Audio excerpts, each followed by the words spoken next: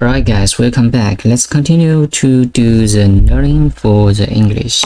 Today I noticed something about the migration, and I found if you indeed have money, then you could just go anywhere you want. But if you do not have them, you have to go through some hard process. For example, you have to have a high degree of English level. That's one part of it. And also you have to be very strong in one field of the technique. For example, the programming, so that you could find a job or something like that. Or if you have a very high level of education degree, then you could also do that. For example, if you are a PhD, something like that. But if you do not have them all, if you only have money, a lot of money, then that's also okay for you to do the migration without any problem. So let's go. The White Horse of Uffington.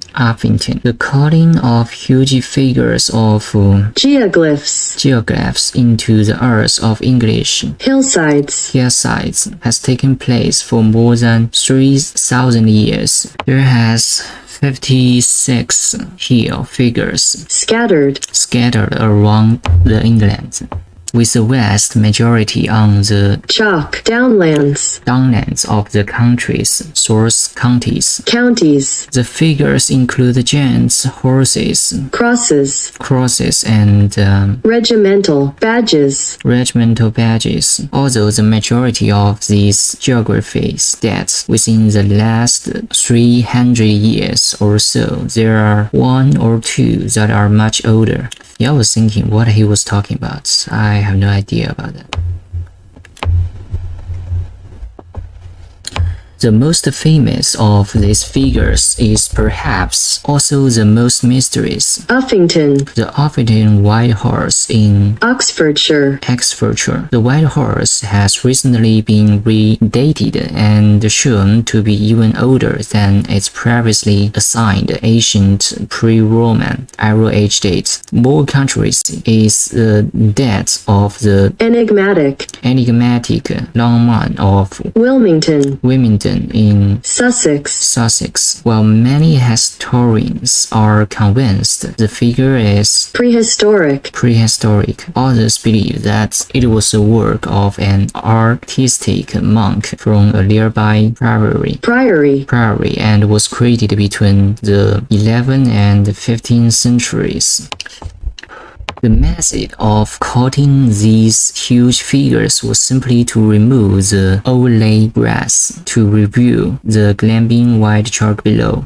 However, the grass would soon grow over the geoglyph again unless it was regularly cleaned or sourced by a fairly large team of people. So now I understand that it was just trying to talk about some grass that was on the ground. For example, when you remove the grass, then you will see something, the corner of the ground. And they do this often. So they somehow made a new location where you could see the art on the ground from a very high sky. Or just from the sky. One reason that the vast majority of hill figures have disappeared is that when the traditions associated with the figures faded, people no longer bothered or remembered to clean away the grass to expose the chalk outline. Furthermore, over hundreds of years, the outlines would sometimes change due to people not always cutting in exactly the same place, thus creating a different shape to the original geoglyph. The fact that any ancient hill figures survive at all in England today is testament to the strength and continuity of local customs and beliefs, which in one case at least must stretch back over millennia. Uffington. The Uffington White Horse is a unique, stylish representation of a horse consisting of a long, sleek back, thin, disjointed locks, a streaming tail, and a bird-like beaked head. The elegant creature almost melts into the landscape. The horse is situated 2.5 kilometers from this village on the steep slope close to the, this is an angle, Hilfert, Hereford of Uffington, coast, and below the Ridgeway, a long distance railway track. Well, you can think it like this. The horse means that the graph may be on the hill, not that hill. Let me say, hills, well, they are similar for me.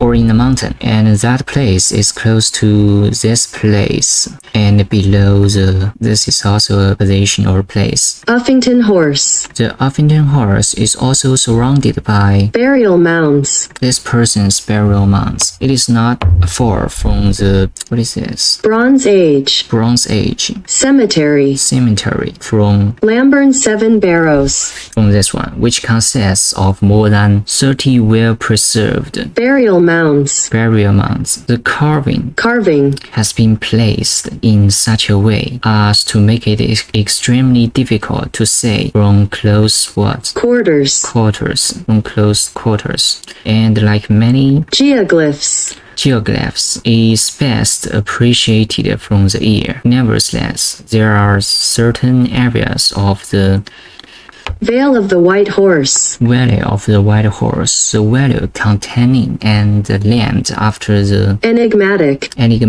creature, from which an adequate impression may be gained. Indeed, on a clear day, the carving can be seen from up to 30 kilometers away. So this is exactly what I was talking about. When you look down from the sky, you would see those symbols, and they call it a figure, which is probably right. It's also a graph. The earliest evidence of a horse at this place is from 1070s CE. So what's the meaning of CE? I sincerely do not know that. Oh, this one. When White Horse Hill is mentioned in documents from the nearby Abbey of Abingdon, and the first reference to the horse itself is soon after in 1190 CE. However, the carving is believed to date back much further than that, due to the similarity of the Uffington White Horse to the stylish depictions of horses on 1st century BCE coins. It had been thought that the creature must also date to that period.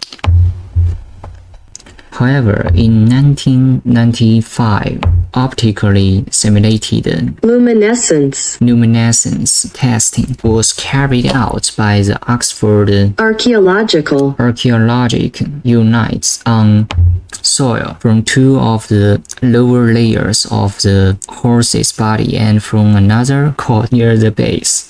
The result was a date for the horse's construction somewhere between 1400 and 1600 BCE. In other words, it had a late Bronze Age or early Iron Age origin.